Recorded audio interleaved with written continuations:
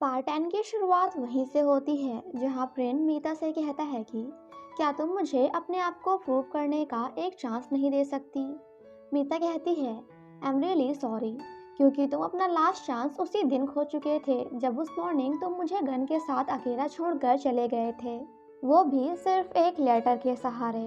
वहीं दूसरी तरफ हम ना एंड शन को देखते हैं जहां ना उसे समझा रही थी, जिसे सुनकर शन कहता है अरे वाह यार, क्या समझाती है तू। तेरी बातों ने तो सीधा मेरे दिल पे छेद कर दिया। बट थोड़ी देर बाद वो खुद ही एक पंडित की तरह ज्ञान देते हुए ना को समझाने लगता है, जिसे सुनकर ना वॉज लाइक मेरी बातों ने तो सिर्फ तुम्हारे दिल पे छेद किया था, पर तुम्हारी बातों ने मेरी पूरी बॉडी पर छेद कर दिया। जिसे सुनकर शन वॉज लाइक अच्छा जी, पूरी बॉडी पर, तो क्या दवाई लगाने में मैं तुम्हारी हेल्प करूं? ना कहती है सो चीजी, क्या तुम मुझसे सच में मार खाना चाहते हो? शन कहता है अरे यार, मैं तो बस मजाक कर रहा था। तो सीरियस क्यों हो रही है? वही मीता आन पर गुस्सा करते हुए कह रही थी कि अगर आपको पता था कि प्रिन यहाँ आने वाला है तो आपने मुझे बताया क्यों नहीं। आन कहती हैं मैं तो सिर्फ इतना चाहती थी कि तुम दोनों अपने बीच की मिसअंडरस्टैंडिंग को दूर कर दो और एक दूसरों को एक चांस दो। तुम्हें भले ही प्रिन की जरूरत नहीं है और तुम उससे नहीं माफ करना चाहती, बट तुम्हारे बच्चों का क्या? क्योंकि सभी बच्चों को एक फादर की जरूरत होती है।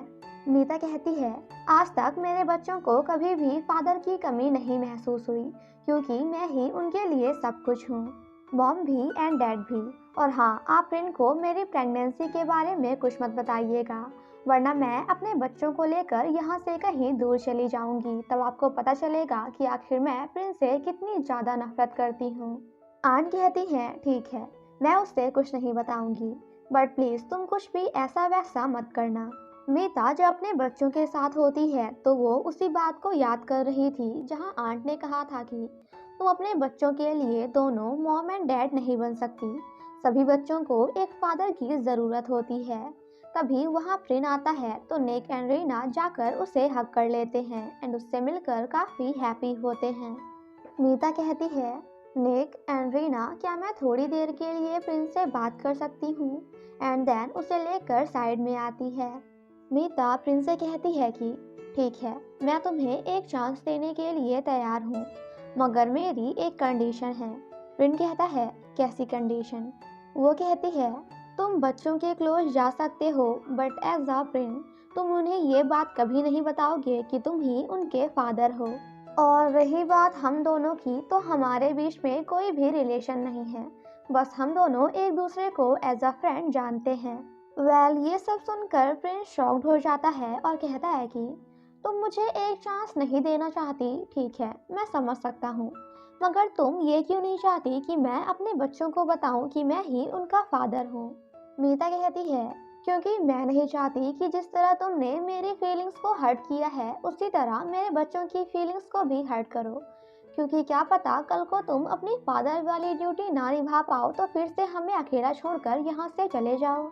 प्रिन मीता को समझाने की कोशिश करता है, बट मीता कहती है यही एक आखिरी चांस है जो मैं तुम्हें दे सकती हूँ, और अगर तुम ये भी नहीं कर सकते तो मैं अपने बच्चों को लेकर यहाँ से कहीं दूर चली जाऊंगी, जिसके बाद तुम उनकी शक्ल कभी भी नहीं देख पाओगे। प्रिन कहता है ठीक है, मगर तुम्हें भी मुझसे प्रॉमिस करना होगा कि तुम टॉड से शादी नहीं करोगी, वरना मैं सभी को बता दूंगा कि निक एंड रीना मेरे बच्चे हैं।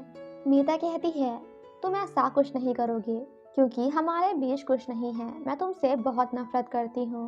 प्रिन कहता है अगर तुम मुझे चांस नहीं देती तो मैं खुद के लिए चांस बना लेता, क्योंकि मैं तुमसे इतनी आसानी से हारने वाला नहीं हूँ। और हाँ, तुम्हारे मन में मेरे लिए जितनी भी नफरत है ना, मैं उसे प्यार में बदल दूंगा। जिसे सुनकर मीता गुस्सा होकर वहाँ से चली जाती है एंड फ्रेंड स्माइल करते हुए उसे देखता है। वहीं दूसरी तरफ हम पैम को देखते हैं जो कि काफ़ी गुस्से में थी, क्योंकि उसका मैनेजर भी उसे छोड़कर चला जाता है। और फिर क्या था, जिसके बाद तो वो अपनी नकली एक्टिंग एंड नकली आंसुओं के साथ लाइव जाती है एंड वहाँ पे अपने सभी फैंस और अपने फैन क्लब से माफ़ी मांगती है। पैम कहती है यहाँ आने से पहले मैंने बहुत स्ट्रगल किया है, जब मैं छोटी थी तभी मेरे डैड की डेथ हो गई और मेरी मॉम ने कभी भी मुझ पर ध्यान नहीं दिया क्योंकि वो हमेशा बीमार रहती थी। मैं उन्हें अपनी आंखों के सामने ही मरता हुआ नहीं देख सकती थी, इसलिए मैंने पैसों के लिए अपनी बॉडी को सेल करना स्टार्ट कर दिया। ये मेरी गलती है, इसलिए मैं आप सभी से माफ़ी मांगती हूँ। मैं सिर्फ इतना चाहती हूँ कि आप लोग मुझसे नफरत ना करें और मुझे एक चांस दें। वहीं शैन एंड उसकी मॉम भी इस लाइव को देख रहे थे। मॉम कहती हैं, जरा देख तो बेटा, क्या एक्टिंग करती है ये, और झूठ बोलने में तो माहिर है। शैन कहता है, मॉम प्लीज़ पैम के बारे में बात करना बंद करिए, क्योंकि अब हम दोनों के बीच में कोई रिलेशन नहीं है। मॉम कहती हैं, मैं चाहती हूँ कि तुम आंट नी की बेटी को अपने घर पर डिनर के लिए इनवाइट करो। शैन कहता है, मॉम प्लीज़, मैंने कहा ना कि मैं अभी किसी से बात करने के लिए रेडी नहीं हूँ, तो प्लीज़ मेरे लिए पार्टनर फाइंड करना बंद करिए। और हाँ, डैड कैसे हैं? मॉम कहती हैं, डैड वो तो बिल्कुल पागल ही हो गए हैं। मुझे समझ नहीं आ रहा कि अगर फ्रेंड कंपनी छोड़कर चला गया तो वो इतने गुस्से में क्यों हैं। हमारी कंपनी के पास बहुत सा पैसा है, हम कभी भी किसी को हायर कर सकते हैं। सो प्लीज़ तुम बहुत अच्छे से मेहनत करो ताकि डैड तुम्हारी भी मेहनत को नोटिस करें। वहीं दूसरी तरफ हम डैड को उसी बंदे के साथ देखते हैं जिसके साथ पैम की वीडियोस लीक हुई हैं। अब यहाँ इन दोनों के बीच में क्या रिलेशन है ये तो आपको आगे ही पता चलेगा। क्रिस जब कहीं जा रहा होता है तभी वहाँ कुछ गुंडे आकर उसे पीट देते हैं। यहाँ हमें पता चलता है कि ये गुंडे किसी और के नहीं बल्कि मिस्टर तवी के हैं, क्योंकि उन्हें पता चल गया था कि क्रिस ने ही उनकी एंड पैम की होटल में वीडियो बनाई थी। मिस्टर तवी की वाइफ कहती है कि अगर तुम फिर से होटल में किसी लड़की के साथ दिखे तो इस बार मैं उस लड़की के साथ साथ तुम्हारी भी बैंड बजाऊंगी, और इस बात को याद रखना। देन नेक्स्ट सीन में हम मीता को हॉस्पिटल में देखते हैं जहां वो अपने प्रेगनेंसी की चेकिंग कराने आई थी। तभी थोड़ी देर बाद वहां टॉड भी क्रिस को लेकर पहुंच जाता है एंड वो सामने मीता को देखकर थोड़ा शॉक्ड हो जाता है। टॉड कहता है, आखिर मीता यहाँ क्या कर रही है, क्योंकि यहाँ तो सभी प्रेग्नेंट लेडीज हैं। मीता जब वहाँ से जा रही होती है तभी वो एक लेडी से टकरा जाती है एंड देन उनकी हेल्प करती है। इसी बात का फायदा उठाकर टॉड चुपके से उसके बैग में से कुछ मेडिसिन निकालकर उनकी फोटोज क्लिक कर लेता है। देन नेक्स्ट सीन में हम उसे क्रिस के पास देखते हैं जहां वो काफ़ी हैप्पी होता है क्योंकि फाइनली उसे पता चल गया था कि अब मीता उससे शादी इसलिए करना चाहती है क्योंकि वो प्रेग्नेंट है। नेक्स्ट मॉर्निंग हम मीता को ऑफिस में देखते हैं जहां वो काफ़ी परेशान होती है। फ्लैशबैक में हमें दिखाया जाता है कि टॉड मीता के पास जाकर कहता है कि अगर तुम 1 साल के लिए मुझसे शादी करना चाहती हो तो मुझे 5 मिलियन नहीं बल्कि उससे भी ज़्यादा पैसा चाहिए। मीता कहती है, तुम्हें नहीं लगता कि तुम कुछ ज़्यादा ही बोल रहे हो? टॉड कहता है, ये तो उस बेबी के सामने कुछ भी नहीं है जो अभी तुम्हारे पेट में है, और वैसे भी शादी के बाद मुझे तुम्हारे साथ साथ इस बेबी का भी ख्याल रखना होगा। जिसे सुनकर मीता कम्प्लीटली शॉक्ड हो जाती है। यहाँ बेचारी मीता वॉज लाइक, ओ तेरी, इसे बेबी के बारे में मेरी प्रेगनेंसी के बारे में कैसे पता चला। सेम नाइट जब ये बात आंट वे को पता चलती है तो वो कम्प्लीटली शॉक्ड हो जाती हैं। आंट वे कहती हैं, आखिर तुम टॉड से शादी कैसे कर सकती हो क्योंकि तुम तो उसे पसंद भी नहीं करती। मीता कहती है, अपनी प्रेगनेंसी को छिपाने के लिए मुझे ये सब करना ही होगा। आन कहती है, मगर इस बेबी का रियल फादर तो प्रिन है ना। वो कहती है, अगर आप सच में मुझसे प्यार करती हैं तो प्लीज़ बार बार मेरे सामने प्रिन का नाम लेना बंद करिए, क्योंकि उसने ऑलरेडी मेरे साथ बहुत कुछ गलत किया है, इसलिए अब ना तो मैं उसे माफ़ कर सकती हूँ और ना ही उसे एक चांस दूंगी। तभी वहाँ निक एंड रीना आ जाते हैं तो वो दोनों इस बारे में बात करना बंद कर देते हैं।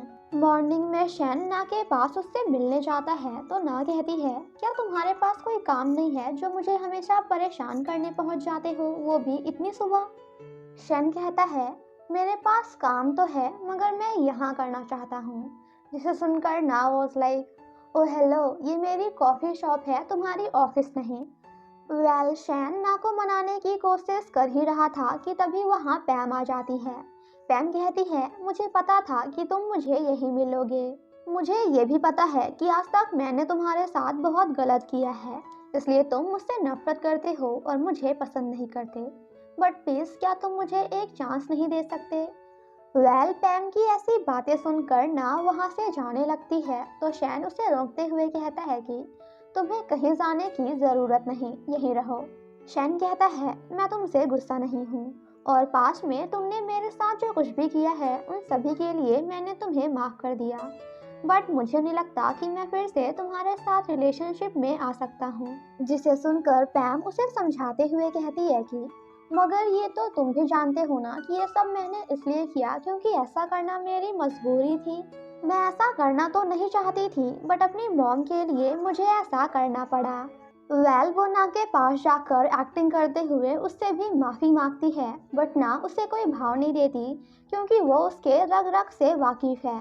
शैन कहता है, हमारे बीच में कुछ भी पहले की तरह नहीं हो सकता, मगर फिर भी अगर तुम्हें किसी भी चीज़ में मेरी हेल्प चाहिए हो तो मैं तुम्हारी हेल्प करने के लिए तैयार हूँ। जिसे सुनकर पैम कहती है, अब मुझे कुछ नहीं चाहिए क्योंकि अभी मेरे पास कोई नहीं है, मैं बिल्कुल अकेली हूँ। तुम मेरे फ्रेंड हो और मुझे एक्सेप्ट कर रहे हो, बस मेरे लिए इतना ही काफ़ी है। जिसे सुनकर ना शैन से गुस्सा होकर वहाँ से चली जाती है। सेम नाइट जब सभी फैमिली मेंबर्स मिलकर साथ में डिनर कर रहे होते हैं तो फ्रेंड गलती से बच्चों को बताने ही वाला था कि मैं ही तुम दोनों का डैड हूँ। बट मीता का चेहरा देखने के बाद वो ऐसा नहीं कर पाता क्योंकि उसे देखकर तो ऐसा लग रहा था कि अगर प्रिन ने बच्चों को बता दिया कि मैं ही तुम्हारा डैड हूँ तो वो प्रिन को कच्चा ही चबा जाएगी। यहाँ बाकी मेंबर्स का रिएक्शन भी देखने लायक था। मीता कहती है, निक एंड रीना जल्दी से खाना खाओ और सोने चलो। बट बच्चे कहते हैं, नहीं, पहले हम प्रिन के पास जाएंगे क्योंकि हमें स्टोरी सुननी है और उसने हमसे प्रॉमिस किया है कि वो हमें स्टोरी सुनाएगा। प्रिन मीता से कहता है कि वांट टू लिसन टुगेदर, क्या तुम भी हमारे साथ स्टोरी सुनना चाहती हो? जिसे सुनने के बाद तो मीता का रिएक्शन देखने लायक था। आंट वे कहती हैं, तुम दोनों प्रिन के पास स्टोरी सुनने जा सकते हो बट हाँ, तुम्हें सोना तो अपने रूम में ही होगा। जिसे सुनकर निक और रीना काफ़ी हैप्पी हो जाते हैं। प्रिन नैनी को टीज करते हुए कहता है कि क्या आपको अभी भी आइसक्रीम खाना पसंद है? क्योंकि उसे याद आ गया था कि पहले मीता की जगह यही मीता बनकर उससे मिलने आया करती थी। और ये सब सुनकर नैनी वॉज लाइक, अब मैं क्या बोलूँ? यहाँ आंट वे एंड गन को तो समझ ही नहीं आ रहा था कि आखिर यहाँ चल क्या रहा है। देन नेक्स्ट सीन में हम प्रिन को अपने दोनों बच्चों के साथ देखते हैं, जहाँ बच्चे कहते हैं कि हम हमेशा आंट वे के साथ रहते हैं बट वो अपने काम से अमेरिका चली जाती हैं, इसलिए हमारा पूरा ध्यान मीता रखती है। बट आज तक हम अपने फादर से कभी नहीं मिले। हम दोनों ने हमेशा कहानियों में सुना है कि मॉम एंड डैड हमेशा साथ में रहते हैं बट आंट वे ने हमें कभी भी हमारे डैड के बारे में नहीं बताया। हमने आज तक ना ही अपने डैड से कभी बात की है और ना ही उन्हें देखा है। ये सब सुनकर प्रिन काफ़ी ज़्यादा सैड हो जाता है। रीना कहती है, प्रिन आप तो रो रहे हैं, क्या आपको पता है कि मीता भी रात में काफ़ी रोती है? मीता जब भी हमें कहानियाँ सुनाया करती थी तो हमेशा रोने लगती थी। प्रिन कहता है, क्या सच में वो रोया करती थी? वो सभी जब आपस में बात कर रहे थे तो प्रिन कहता है, क्या तुम दोनों चाहते हो कि मैं हमेशा तुम्हारे साथ रहूं, रात को स्टोरीज सुनाऊं एंड तुम्हारे साथ गेम्स खेलूं? वो दोनों कहते हैं, हाँ बिल्कुल, हम चाहते हैं कि आप हमेशा हमारे साथ रहें। प्रिन कहता है, तब तो तुम्हें इस बात के लिए तुम्हारी मॉम, मीता को भी मनाना होगा क्योंकि वो तो जब देखो मुझे डांटती ही रहती है। निक कहता है, बस इतनी छोटी सी बात, don't worry, I take care of it, मैं सब कुछ संभाल लूंगा और मीता को भी। लेट नाइट जब मीता अपने बच्चों को लेने आती है तो प्रिन कहता है कि क्या तुम मुझे मिस कर रही थी जो यहाँ मुझे देखने आ गई? वो कहती है, बिल्कुल नहीं, क्योंकि मैं तो यहाँ अपने बच्चों को लेने आई हूँ बिकॉज काफ़ी रात हो चुकी है। मीता अंदर जाकर बच्चों को उठाने की कोशिश करती है बट जब वो नहीं उठते तो प्रिन कहता है, क्यों ना आज रात तुम बच्चों को यहीं सो जाने दो मेरे पास, और हाँ, अगर तुम चाहो तो तुम भी सो सकती हो। मीता जब रीना को लेकर वहां से जा रही होती है तो प्रिन पीछे से जाकर उसे पकड़ लेता है। मीता कहती है, तुम ये क्या कर रहे हो? प्रिन कहता है, मैं क्या कर रहा हूँ? मैं तो बस रीना को उठाने में तुम्हारी हेल्प कर रहा हूँ, और अगर तुम ऐसे करोगी तो मैं तुम्हारी हेल्प कैसे करूँगा? बट मीता उसे दूर करके निक के पास जाती है तो प्रिन उसे उठाते हुए कहता है कि चलो इसे उठाने में तो एटलीस्ट मैं तुम्हारी हेल्प कर दूँ। आफ्टर दैट वो दोनों निक एंड रीना को लेकर मीता के रूम जाते हैं। यहाँ तो प्रिन की स्माइल खुशी का कोई ठिकाना नहीं था। तो इसी के साथ हमारा ये एपिसोड यहीं पे ख़त्म हो जाता है। Thank you so much guys for watching my explanation. Stay safe and healthy, bye bye. और हाँ, नेक्स्ट पार्ट के लिए स्टे ट्यून, बाय बाय।